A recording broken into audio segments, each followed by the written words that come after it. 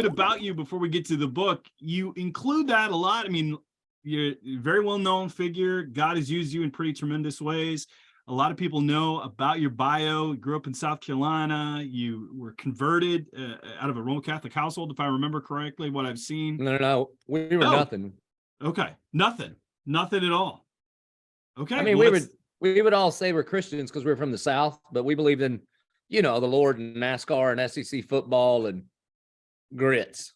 All about the same. That was all on the same level. There was no active church participation at all growing up. So how did you come to know the Lord? You mentioned you went to a camp and you came back and God saved you. That's it, man. I got in some trouble, a little extracurricular activity that should have landed me in an orange jumpsuit picking up trash on the side of the road. And my football coach went and talked to the judge and said, I'll work him way harder, send him to camp with me because he knew I was lost.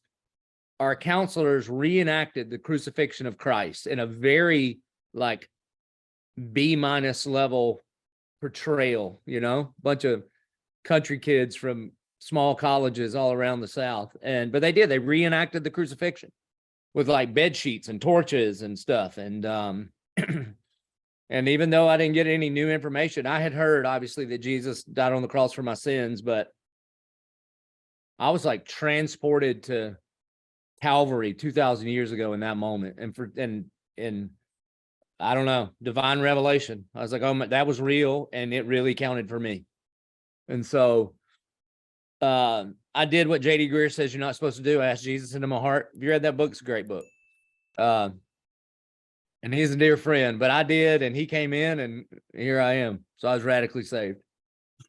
I mean, how did you know you were just called into ministry? I mean, when did that happen? Was it right away that you knew, hey, I want to preach? No, no way, man. So a few years later, I go to college, and I am volunteering at my at my church, and then I went back to that camp in the summer, and Coach Lee I was in charge of cutting grass, and I was the lifeguard and stuff like that. And one day we're standing in the back of the room while this is before Chris Tomlin invented worship. We were singing I Am a Sea. Remember that one?